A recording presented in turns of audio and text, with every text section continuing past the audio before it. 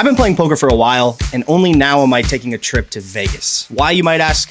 Well, I just turned 21 last week. I've spent the last 3 years playing in casinos that only allow players that are 18 and over. But now, those days are done. So, I traveled out to Vegas to play in the WSOP, which has been a dream of mine ever since I started playing poker. And I play primarily cash games, but I do like to mix it up with tournaments too. Let's go.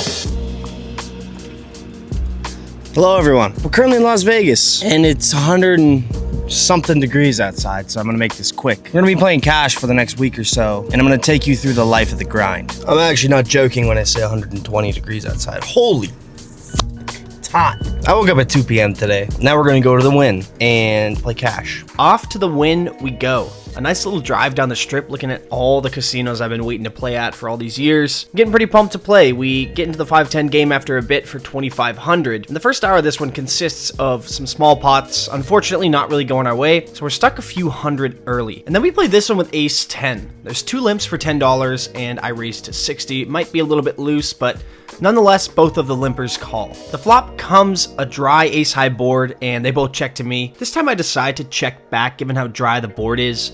It's difficult for our opponents to have hands that will call, and checking the flop will also give either of them an open window to bluff on the turn or the river. So I check, the turn comes the 7 of spades, and the player to my right now bets 120. I will not be folding to this bet, but his range can have some sets and 2 pairs, but it's going to be a lot of suited connectors that just have straight draws. So I call the turn and we go heads up to the river, which is another 7. Basically, it's way less likely now that he has a good hand, but he quickly fires out a bet of 500. And I think given my passive line, he won't really expect me to have this strong of a hand, and I think in this line he's going to have way more bluffs than value here. So we're just going to stick the money in and hope for the best. I call, and he says that I'm good. It shows me 5-4 of hearts. It's nice to catch that one there. I'm happy with how I played. And then after a while, we move to another table. I open queen 10 off from late position to $30, and my friend Pierce defends the big blind. The flop comes 10-9-3, giving us top pair. He checks, I bet 50, and he calls. The turn is a 5. He checks again, and as I'm deciding what to do here, he asks, can I guess how much you're gonna bet? Can I guess? Sure. 320. Oh, so close. I tell him very, very close and put out a bet of 340. I have a feeling he's going to be extra sticky here when I bet the turn, so sizing up to 2x pot, I think we're just going to have the best hand here a very large portion of the time. And he was already expecting me to bet super big, apparently, so he doesn't waste too much time before calling. The river's a deuce, and he checks. After we bet so big on the turn, I think that was our last street of value, so I decided to make a check back, and he says that he just has a 3. I table my hand, and it's always a little bit sweeter taking money from your friends. My overall experience at the Wynn has been pretty great, and it's probably my favorite poker room I've ever played in. Pretty cool that we finally get to play here. Now we have pocket 9s from the hijack and open to 30. Both the small blind and the big blind make the call. The flop now comes queen 9-4. We have middle set. That's pretty sick. Checks to me, I go for a bet of 40 and only the small blind calls. Turns a 3, it's a brick, he checks again, and I decide to bet 200 now. I think similar to the last hand, we just want to bet really big on the turn, but a little mistake here. That's why I like making these videos. You can go and review your hands. He thinks it over, then makes the call. The river is the 10 of spades. The backdoor flush comes in. There's some straights that the opponent probably can't have. He checks, and I put out a bet of 400. Mainly just trying to get looked up by top pair, and yeah, I think that's exactly what he has, because after a little bit of thought, he puts in the call. We show the set, and we're good. Obviously, I'm just showing the highlights of this session. In between a lot of these hands, I played some smallish medium pots that we've lost, so we're not up piles right now. But we are in the green about 1,000, which is nice. And then we get the spot with ace-jack. Holding the ace of clubs on a 4-club board, we check-raise the river and get called. Another decent sized pot coming our way. And this last hand is pretty interesting, actually. I run to the bathroom, and as I'm coming back to the table, they were about to fold my hand, but I get there just in time, and I peel 7-6 of spades under the gun. I raise it to 30, and the player on the button re-raises to 110. And given that we're over 300 big blinds deep here, I think that this hand should make a fine call. So I call, and the flop comes queen 4-4 with 2 spades. We just have a flush draw. I check, he bets 50, and I decide to go with the aggressive route on the flop just to try to get him to fold some ace high hands. I make it 250, but he sticks around for a little bit. I'm not sure if I'm super in love with this, because if we hit a flush, he can still have us absolutely crushed with all of the ace and king high spades. But the turn comes a 7, giving us a pair. And I think that this just becomes a pretty bad spot to barrel. I don't want to try to get folds from a range that is likely like just top pair or better, or just ace high spades. So I check, and he checks back, which I think is a little bit strange. Now I think he's much more weighted towards a better flush draw or maybe pocket jacks. The river comes to 5 of spades, we make a flush. I just decide to bet. I'm not sure. I put out about $530. Maybe looking to get called by something like king queen or pocket jacks. I don't know. It actually kind of seems a little bit thin here, surprisingly.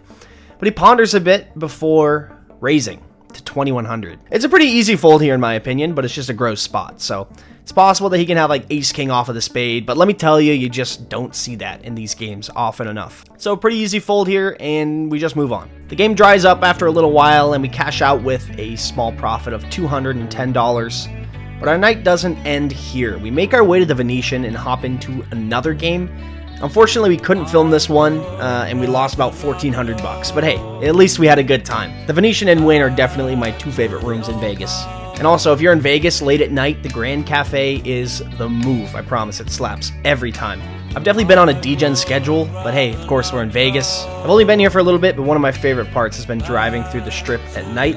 It never gets old. Alright, wrapping up the grind today. Pretty tired. I thought I played okay today. It was a fun grind. We have about a week left in Vegas. A little less. The plan is to grind cash. Maybe, just maybe, a tournament, but we'll see. Sweet dreams.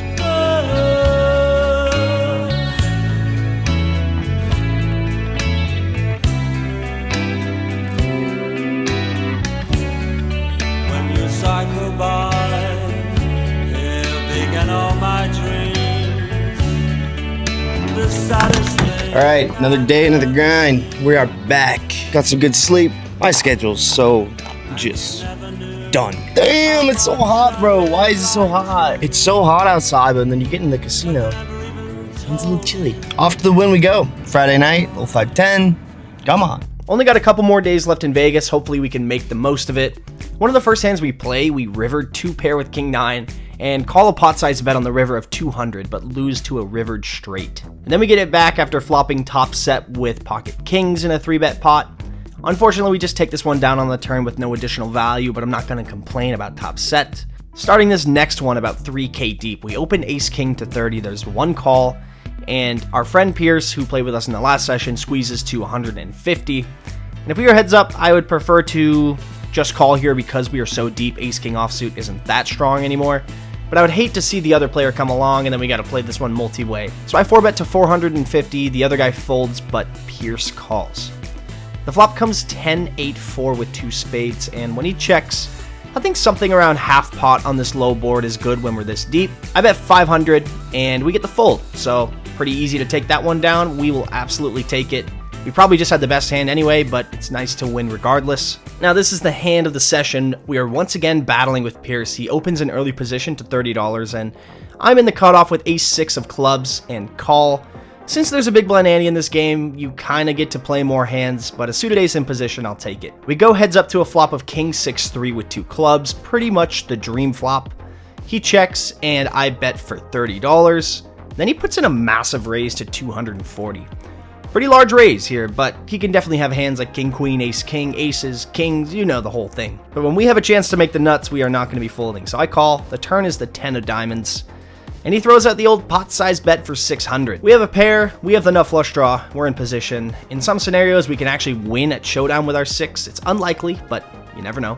So I think we just have to call and say a prayer to the dealer. The river is the deuce of clubs, ladies and gentlemen. We have the nuts. Take a deep breath, embrace the moment. Things like this don't come around too often. And then he goes all in for $2,000. Holy smokes. I snap him off and we scoop. Big pot, let's go. And he later told me that it was a bluff. So Pierce, if you're watching this, respect for just sending it in there. After that big pot, we proceeded to run pretty cold for the next couple hours actually. Not really getting involved a whole lot.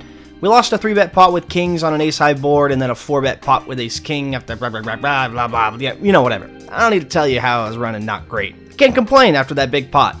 And then we played this 3-bet pot with pocket 8s. After calling a $100 c-bet on the flop, we are faced with a $400 bet on the turn. Seems like we gotta keep him honest here and stick around, or else we're gonna just be folding too many hands. So I call. The river's an ace, and we lose to pocket kings. So we definitely gave some back towards the end.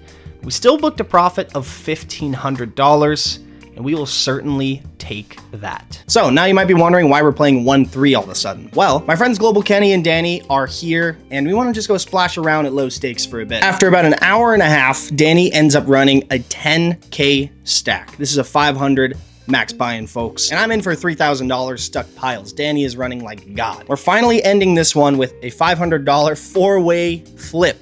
If we win this, we're actually in the profit for the 1-3 game, which I don't know how that's possible, but... Fuck.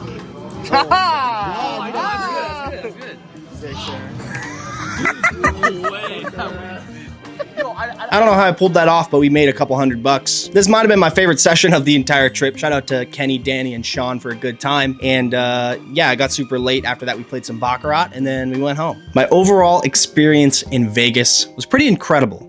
Not just because of the city or the poker or the casinos, but because of the people that I was with and the people that I got to meet. All the dinners with friends, good laughs, late nights, all the fun memories that you make. Playing poker is just a plus on top of all of that. So if you're having a tough time with the game, just zoom out, enjoy, be grateful for everything else that the game brings you, just because it's so much more than just the cards. Probably my favorite poker trip that I've done. Just a really, really fun time.